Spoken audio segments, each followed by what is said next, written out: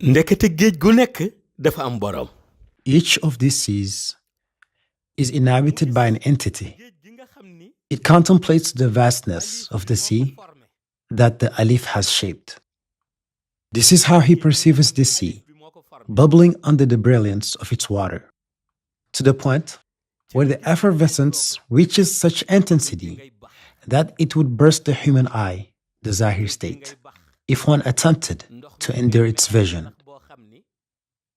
This sea is animated by waves that rise beyond reality, reaching dizzying heights and immeasurable grandeur.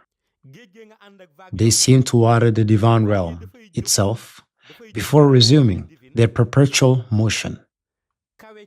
Through this demonstration of the sea, the holder of inner vision discerns an entity emerging with power, majesty, and light that transcend all scales of measurement.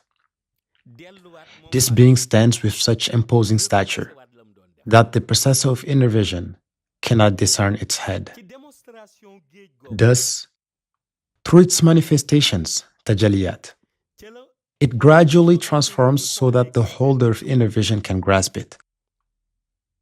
It is deduced that if this being had retained its initial form, even the one with inner vision could not have witnessed its appearance. This being walks within the Sea of Alif, observed by the inner visionary. It is clothed in a pristine white jalaba, topped with a red cloak, adorned with 12 buttons. 2 of these buttons are located at its knees. Under the careful observation of the inner visionary, the bubbling continued up to its chest. This is how the observer precisely counts 12 buttons on his cloak, marking the way this being has revealed itself. With its radiant beard and a turban of dazzling beauty, emitting a light that illuminates and floods its face, the being advances majestically. The holder of inner vision continues to contemplate it as it walks in the Sea of Alif, treading the waves with its feet and allowing them to follow their perpetual rhythm of rising and falling. Its movement seems directed towards the divine realm. The being continues its ascent until it approaches the divine realm, where the holder of inner vision stands. Upon reaching proximity, it addresses him and says, "Do you know who I am?" The holder of inner vision replies, "You are the majestic being whom, to my understanding, I have always called Ruhul Qudus." The being then asks a second question, "Do you know my name?" The holder of inner vision immediately responds, "No, no, I do not know your name." The being replies, "I have 19 names, but among these 19, take the one by which I am universally known. I will reveal the other 18 to you, but first remember the one that is universally recognized." The holder of inner vision asks, "What name is it?" The being responds solemnly, "Sheikh Ahmad Tijani Chérif." Then he extends his hand and declares, "Whoever drinks from the sea of the Alif to know the Lord Allahu, the same name Ismuzati that you have brought, must necessarily pass through me.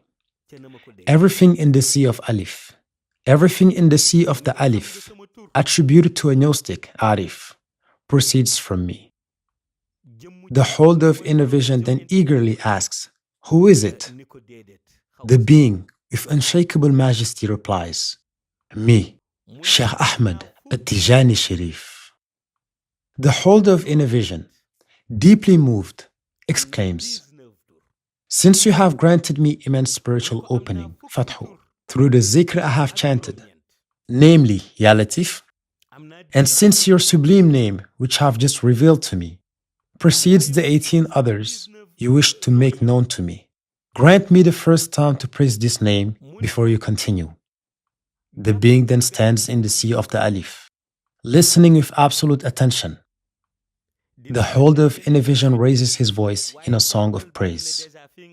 Alhamdulillah Mawlai al-Arashil, Al-Sheikh al-Kursil, Ahmadinillah, At-Tijani al-Bast, Al-Sharif al-Kunuz.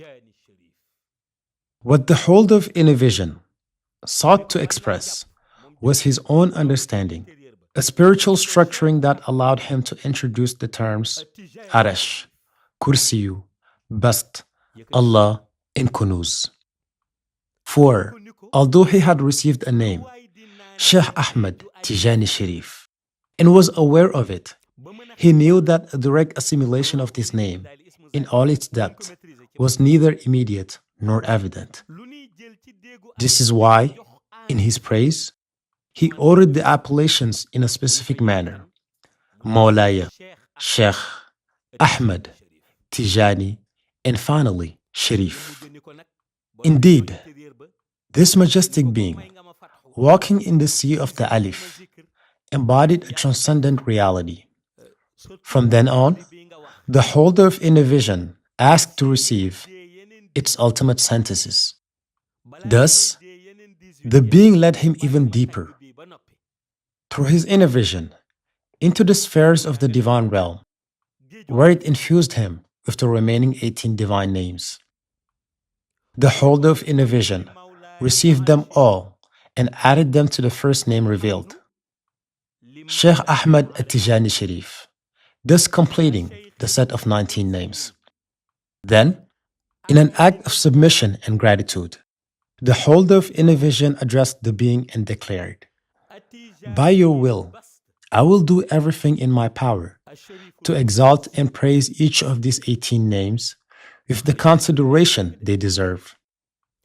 The Supreme Being then replied, "Since the name Ismuzati is a sea, and each sea has an owner, wait, I will touch your face to strengthen your inner vision, so that you may see the one who resides in the Lamb and is preparing to come. From there, a reality well known to the elect manifested, a reality so intense that when it occurs, it overwhelms the being like a form of divine hypnosis.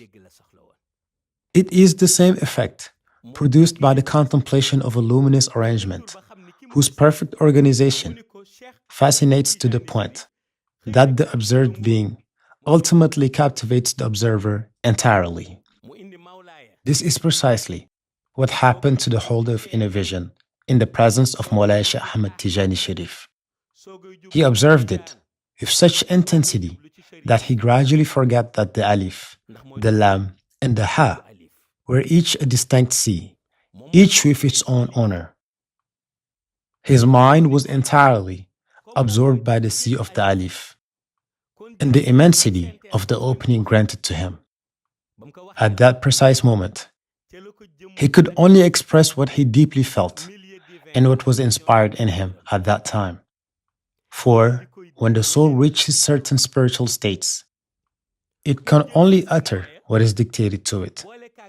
It is in this dynamic that when he proclaimed, Alhamdulillah Mawlai al-Arashil, Al-Sheikh al-Kursil, Ahmadinillah, At-Tijani al-Bast, Al-Sharif al-Kunuz, he affirmed that these words had been inspired to him. When asked why, he simply replied, because when one reaches certain states, one can only say what one is commanded to say. However, to avoid focusing exclusively on this aspect to the point of forgetting that the seas are in perpetual motion and that each has an owner, the being placed his hand on the face of the holder of inner vision. Through this gesture, he instructed him to turn his gaze toward the owner of the Sea of the Lamb and ordered him to undertake an in-depth study of the one who resides within it. Intrigued, the holder of inner vision asked, "How can I conduct this study?" The being replied, "If I left you only with your inner vision, you would not be able to study the one in the Sea of the Lamb. But wait, I will entrust you with something." Eager for understanding, the holder of inner vision immediately inquired, "What is it?" The being then responded with gravity and mystery. I will transmit my secret to you, a secret that encompasses my 18 names, and when added to the one you already know, forms a total of 19 names. This secret is Sirroul Kubra.